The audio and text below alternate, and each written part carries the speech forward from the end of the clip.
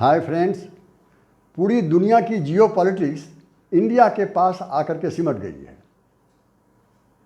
पूरब में Indo Pacific zone और पश्चिम में अफगानिस्तान और साउथ में श्रीलंका और नॉर्थ में चाइना तो है ही। अभी अभी इंडिया के पड़ोस में बांग्लादेश में भी बड़ी बड़ी घटनाएं हो रही हैं। चाइना का जो तरीका है दौलतमंद होने का, बेशुमार धन जमा करने का, उस पर जो नकाब था बांग्लादेश ने उसे बेनकाब कर दिया है। इन सारी बातों को देखते हुए बांग्लादेश ने दो बड़े कदम उठाए हैं, दो बड़े फैसले किए हैं। पहला तो ये बांग्लादेश ने साफ कर दिया कि बेल्ट एंड रोड इनिशिएटिव में बांग्लादेश अब आगे नहीं रहेगा, बाहर निकल गया। दूसरी घटना कि बे ऑफ बंगाल में चाइना का एक प्रोजेक्ट था डीप वाटर पोर्ट बनाने का, जहाँ पर कि चाइना का नेवल शिप आकर के रुका करता, वहीं रहता। तो अभी बांग्लादेश ने 2 दिन पहले डिक्लेयर कर दिया इस प्रोजेक्ट को हम रिजेक्ट करते हैं, नहीं मानते हैं। ये दोनों इतने बड़े फैसले हैं बांग्लादेश को कि चीन के लिए किसी सदमा से कम नहीं है।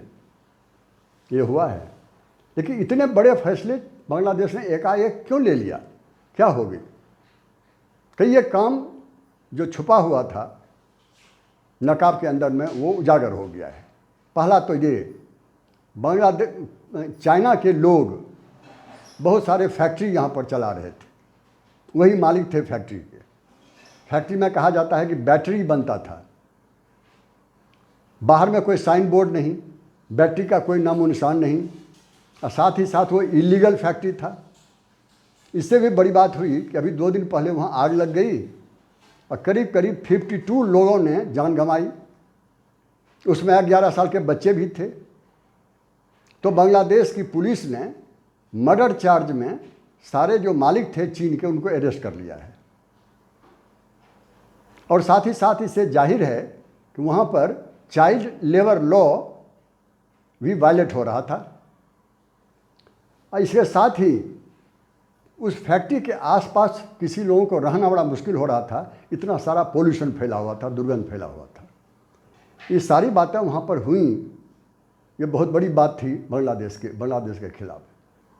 और एक और बात हुई कि चाइना का ऑफिशियल्स बांग्लादेश में घूस देते हुए पकड़ा गया। उस कंपनी को बांग्लादेश ने ब्लैकलिस्ट कर दिया है। आप जानते हैं 1 महीना पहले चीन का डिफेंस मिनिस्टर आया था ढाका, तो बांग्लादेश के प्रेसिडेंट को धमकी दिया कि बांग्लादेश को किसी भी सूरत में क्वाड ज्वाइन नहीं करना चाहिए। अगर क्वाड ज्वाइन करेगा इसका खामियाजा बांग्लादेश को भुगतना पड़ेगा। इतना ही होता तब तो बात छिपी रहती, लेकिन उसके 10 दिन बाद चीन का जो एम्बेसडर है बांग्लादेश में, उसने खुलेआम प्रेस कॉन्फ्रेंस में बता दिया यही बात। इस तरह की धमकी, इस तरह से खुलेआम दादागिरी, हेजमनी डिप्लोमेसी में नहीं होता है, लेकिन चाइना के लिए सब सही है। यही हुआ। और इसके साथ ही साथ एक वहाँ पर पावर प्लांट है, पायर नाम का जगह है पावर प्लांट। पावर प्लांट में पिछले 2 साल से चीन के लोग और बांग्लादेश के लोगों के बीच में टसल चल रहा है, झगड़ा चल रहा है, तकरार चल रहा है, मारपीट होती रहती है। क्योंकि वहाँ के लोग चाहते हैं कि जितना काम का घंटा है उसे डबल काम करो, हर तरह का प्रेशर दिया जाता है और झगड़े होते रहते हैं। वहाँ पर कोल माइंस है, कोयला का खान, वहाँ पर सुरक्षा की कोई व्यवस्था नहीं है, आए दिन घटनाएं होती रहती हैं। और साथ ही साथ जो दुर्गंध है चारों तरफ फैला हुआ है, पिछले 1.5 साल से वहाँ के लोग प्रोसेसन निकाल रहे हैं, प्रोटेस्ट कर रहे हैं। वो भी सामने ये सब बात आई है अभी। और पद्मा नदी, बांग्लादेश में गंगा को ही पद्मा कहा जाता है, उसके ऊपर चीन बना रहा था ब्रिज। बेशुमार पैसा खर्चा हो रहा था। बांग्लादेश को लगा कि हमको डेट ट्रैप, कर्ज दे दो और फंसा दो, आज़ादी ले लो, पाकिस्तान की तरह या श्रीलंका की तरह वही वो करेगा यहाँ पर। साथ ही साथ वहाँ एक स्पेशल इकोनॉमिक जोन बनाया गया है, वहाँ भी चाइना का पैसा और बहुत अधिक पैसा खर्चा हो रहा था। इसको डर हुआ कि हमको भी कर्ज में डुबाएगा, चाइना। इन सारी घटनाओं के साथ साथ वहाँ 1 लाख लोग चीन के हैं। कहा जाता है किसी न किसी रूप में वो आए हुए हैं। मूल रूप में उनका काम है कि वुल्फ वॉरियर डिप्लोमेसी चलाना। वुल्फ वॉरियर डिप्लोमेसी आप जानते हैं चीन की डिप्लोमेसी की खासियत है। वहाँ एक फिल्म बनी थी वुल्फ वॉरियर, उसी के नाम पर इसको रख दिया गया। वुल्फ वॉरियर जैसे डॉग फाइट, फिश फाइट, उसके कोई नियम नहीं होते, हर तरह के ऊंच नीच उस तरह के गलत सही काम किए जाते हैं, ये लगे हुए हैं लोग, अभी पता चला है। तो इस तरह से इलीगल फैक्ट्री बैटरी का चलाना, आग लग जाना कोई सुरक्षा नहीं, और चाइल्ड लेबर की भी परेशानी अपनी जगह पर है। साथ ही साथ वहाँ पर पोल्यूशन, और पोल्यूशन के साथ साथ घूस देने की घटना जिसमें भी लोग पकड़ाए। मर्डर केस में चाइनीज़ लोगों को जेल भेज दिया, और लोकल लोग और चाइना के बीच में टसल और डे ट्रैप की सारी घटनाएं। इसको देखते हुए बांग्लादेश ने ये बड़ा कदम उठाया, BRI प्रोजेक्ट वाला, और वहाँ पर जो डीप वाटर पोर्ट बनने वाला, इसको रिजेक्ट कर दिया। इन सारी घटनाओं से बहुत पहले चाइना ने बहुत कोशिश की है कि आगे बांग्लादेश का मुंह चुप रहे, लुभाने की कोशिश की है ताकि उंगलियों पर नचाया जा सके। $40 बिलियन का इन्वेस्टमेंट किया है, ये आम बात नहीं है। पाकिस्तान के बाद बांग्लादेश ये पहला देश है पूरी दुनिया में जहाँ इतना बड़ा अमाउंट चाइना ने इन्वेस्ट किया है। सबमरीन दिया हुआ है इसको, जिसकी ज़रूरत शायद नहीं थी बांग्लादेश को। उसको एंटी शिप मिसाइल दिया हुआ है, बहुत सारे औजार दिए हुए हैं। इसके बावजूद भी एक और सच है कि चाइना जो है बांग्लादेश का सबसे बड़ा आर्म्स सप्लायर है, सबसे बड़ा बायलैटरल ट्रेड पार्टनर है, और सबसे बड़ा इन्वेस्टर भी है। ये सब बन चुका है, तब सारी घटनाएं उन्होंने की है। लेकिन ये सवाल उठता है कि चाइना इतना मेहरबान क्यों है बांग्लादेश पर? उसके और भी कुछ कारण तो होंगे। ये सारी बड़ी बातें जो चाइना ने की है, उसके कारण भी बड़े होंगे ना। उसका सबसे बड़ा कारण है वो इंडिया। बांग्लादेश एक ऐसा देश है जो चारों तरफ से इंडिया से घिरा हुआ है। या तो बे ऑफ बंगाल है जो इंडिया के साथ शेयर होता है, या फिर 5 स्टेट है। 5 में से कुछ स्टेट ऐसे हैं जो चाइना के बॉर्डर पर है और बांग्लादेश के भी बॉर्डर पर है। उसमें से जैसे मिजोरम है, त्रिपुरा है, मेघालय है, असम है और वेस्ट बंगाल है। इस चारों तरफ से घिरा हुआ है। अगर चाइना उसके अंदर पहुंच गया, अपना मिलिट्री बेस बना लिया, तो आप अंदाज कीजिए क्या क्या कारनामा वो करेगा। बाहर से इनसर्किल कर ही रहा है इंडिया को चारों तरफ से, अब भीतर से भी वो इंडिया पर चोट पहुंचाएगा, ये इरादा है उसका। और साथ ही साथ corridor, Siliguri corridor, chicken neck आप जानते हैं। अब अगर मैप देखेंगे तो नीचे बांग्लादेश है, ऊपर में नेपाल है, बीच में सिर्फ 20-22 किलोमीटर का एरिया है। वो गेटवे है इंडिया के लिए, रास्ता है पूरे नॉर्थ ईस्ट जाने के लिए, जहाँ 7-8 स्टेट वहाँ पर हैं। तो अगर कहीं मिलिट्री प्रेशर नेपाल की तरफ से चाइना ने दे दिया और बांग्लादेश की तरफ से, रास्ते तो आसानी से कट जाएंगे। ये सारे स्टेट इंडिया से बाहर हो जाएंगे और चाइना उसको अपना जो है उनका एक्सपेंशनिज्म, विस्तारवाद, सबको अपने हाथ में लेगा। ये बहुत पुराना इरादा है चाइना का, नई बात नहीं है। साथ ही साथ इंडिया जो बांग्लादेश के रास्ते से नॉर्थ ईस्ट जाने का रेलवे बना रहा है, रेलवे ट्रैक बना रहा है, रोड बना रहा है, पानी होकर के म्यांमार की तरफ जा रहा है, ये सारे इरादे हैं चाइना को रोकने का। तो इंडिया एक बड़ा फैक्टर है कि बांग्लादेश पर इतना मेहरबान हो रहा है। और साथ ही साथ बांग्लादेश में जो लोग हैं वो 162 मिलियन लोग हैं। बहुत बड़ा तो नहीं है चीन और इंडिया की तरह, लेकिन छोटा भी देश नहीं है। इतने बड़े देश का बाजार भी उतना ही बड़ा है, तो चाइना का सामान वहाँ बिकेगा। और इसके साथ ही साथ BRI प्रोजेक्ट में तो था ही, 2016 में बेल्ट एंड रोड प्रोजेक्ट के लिए हाँ कहा था, अभी हालांकि अलग हो गया। ये भी एक अट्रैक्शन था चाइना के लिए। और साथ ही साथ बांग्लादेश का जो लोकेशन है वो इंडियन ओशन जोन में है, बे ऑफ बंगाल जोन में है। तो उसको यूज कर सकता है फ्यूचर में अपने तरीके से, अपने इरादे से। ये सारे कारण हैं जो इतना मेहरबान है चाइना बांग्लादेश पर। अब मैं इन सारी बातों का एनालाइज करूँगा, विश्लेषण करूँगा, पता चलेगा कहाँ तक सही और कहाँ तक गलत है। पहली बात तो ये, जो काम चीन कर रहा था आज तक बांग्लादेश में, ये पहली बार नहीं है। दुनिया में अनेक देशों में इन्होंने यही किया है। अमेरिका में तो सारी हदें इसने पार कर दी। इंटेलेक्चुअल प्रॉपर्टी और टेक्नोलॉजी और साथ ही साथ डिफेंस सिगरेट वहाँ से चुरा के चीन ले आए। वहाँ की कंपनियों ने वहाँ से छिपा के ले आया। अमेरिका को पता चला और दोनों के रिश्ते खराब हुए, ट्रेड वॉर शुरू हुए। सारी परेशानियों के कारण चीन की ऐसी हरकतें हैं। अब क्या हुआ कि जो सिंजियांग है, मुस्लिम मेजॉरिटी स्टेट है चाइना का, वहाँ जो 10 लाख मुसलमानों को एक कैंप में रह करके जो अत्याचार कर रहे हैं, यह पूरी तरह से उजागर हो चुका है।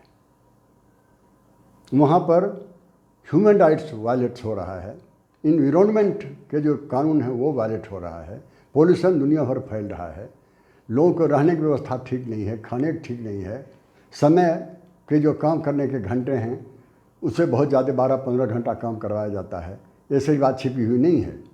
तो अमेरिका और यूरोप ने क्या किया कि चीन के जो कंपनियां वहाँ से जुड़ी हुई है सिंजियांग से, करीब 40-43 कंपनियां सबको सैंक्शन कर दिया। जो लोग चाइना को ऑफिशियल वहाँ काम कर रहे हैं उन पर भी सैंक्शन लगा दिया है। ये सारी बातें हुई है। अब ये सारी बातों को देखते हुए लगता है कि चीन पूरी दुनिया में जो अपना वर्चस्व स्थापित करना चाहता है, लेकिन रास्ते उसके गलत हैं। ऐसे अपना दबदबा दुनिया में बनाए रखने के लिए चीन के 4 इंस्ट्रूमेंट हैं, 4 तरीके हैं। पहला है उसका विस्तारवाद, एक्सपेंशनिज्म। इसके टोटल 21 पड़ोसी हैं, चाहे ज़मीन से जुड़े हैं चाहे पानी से। उसमें से किसी एक के साथ भी इनका रिश्ता अच्छा नहीं है। हर एक की ज़मीन ये हड़पना चाहते हैं, अपने मिलाना चाहते हैं। किसी को नहीं छोड़ा उन्होंने, सिर्फ भारत नहीं, चाहे वो रसिया हो चाहे जापान हो। ये पहला तरीका है अपना वर्चस्व स्थापित करने का, अपने को बढ़ाने का। दूसरा तरीका है डेट ट्रैप। डेट ट्रैप का अर्थ ये हुआ कि कर्ज दे दो गरीब देशों को और उनकी आज़ादी छीन लो। ये उन्होंने पाकिस्तान में किया, यही उन्होंने श्रीलंका में किया, लाओस में किया, और कुछ देश जो लैटिन अमेरिका के हैं, अफ्रीका हैं, वहाँ भी किया है इन्होंने। ये साहूकार बन जाते हैं, पैसा दे करके उसको गुलाम बना लो। और सबसे तीसरा जो है वो है मिलिट्री मसल्स। फौज को यूज करते हैं, वो लड़ते नहीं हैं, सिर्फ धमकाते हैं, दिखाते हैं। भारत की सीमा पर 70,000 फौज लेके आए हैं, न आगे आ रहे हैं न पीछे जा रहे हैं। लड़ना उनको है नहीं, पीछे भी नहीं जाना है, सिर्फ प्रेशर देना है। ये फौज जो है वो हाइब्रिड वॉरफेयर आपने सुना होगा। ये पॉलिटिकल प्रेशर होता है, इकोनॉमिक प्रेशर होता है, प्रोपेगेंडा होता है, र्यूमर होता है। इस तरह के तरीके ये अपनाते हैं अपना प्रेशर बढ़ाने के लिए। ये सारी बातों को देखते हुए ये भूल जाते हैं एक बात कि वो बांग्लादेश में ऐसा कर रहे हैं। बांग्लादेश एक स्वाभिमान वाला देश है। जब भारत के साथ था तब भी और जब पाकिस्तान के साथ तब भी अन्याय का प्रतिकार करता है, बर्दाश्त नहीं करता है। ये चाइना को नहीं पता है। साथ ही साथ करीब करीब ये जो और सारी बातें हैं बांग्लादेश की, जैसे वो ये भी भूल जाते हैं कि बांग्लादेश जो है वो रविंद्रनाथ टैगोर और नजरुल इस्लाम की भूमि है। यहाँ पर रविंद्रनाथ टैगोर ने जन्म लिया और नजरुल इस्लाम ने अंतिम सांस ली है। इसकी झलक बांग्लादेश में दिखाई देती है, वहाँ के लोगों में, वहाँ की संस्कृति में। बांग्लादेश ने इकोनॉमिक मिरेकल किया है। पूरी दुनिया में भले चाइना दूसरे नंबर का धनवान हो, दौलतमंद हो, और इधर पूरे रीजन में कहीं एक तरह से बांग्लादेश सबसे आगे है। रोल मॉडल हो गया है, इकोनॉमिक रोल मॉडल पूरी दुनिया में। कहा जाता है नेक्स्ट एशियन टाइगर बांग्लादेश ही होने वाला है। अभी 50वीं वर्षगांठ मना रहा है अपनी आज़ादी का, और अपनी आज़ादी की कीमत बहुत चुकाई है इन्होंने। करीब 1 लाख पाकिस्तान की तानाशाही फौज ने 1 लाख से अधिक बांग्लादेश के लोगों की जान ले ली इसने। बांग्लादेश ने आहुति तो दी लेकिन आज़ादी भी ले ली। यह बात चीन को याद रखनी चाहिए। Bangladesh is booming and flying eight 50, ये सच है। और एक बात किसिंजर ने कहा था, किसिंजर एक ज़माने में बड़े बड़े फेमस हुआ करते थे, अमेरिका के विदेश मंत्री।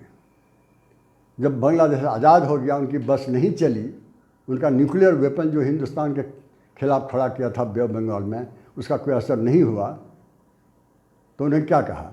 कहा कि Bangladesh is a bottomless basket, ऐसी टोकरी है जिसके नीचे कुछ है ही नहीं, खुला हुआ है बिल्कुल। बांग्लादेश ने इस बात को पूरी तरह से गलत साबित कर दिया है, ये सच है। और अच्छी तरह से किसिंजर साहब अब भी हैं और जानते होंगे। रही बात भारत के रिश्ते के, बांग्लादेश और भारत के रिश्ते का, तो भारत की बांग्लादेश की संस्कृति और इतिहास दोनों एक ही है, दोनों एक ही नाव पर बैठे हुए हैं। हर कोशिश इस अटूट रिश्ते को तोड़ने की नाकाम हुई है, बेकार गई है। यह बात चीन को नहीं मालूम जो होनी चाहिए।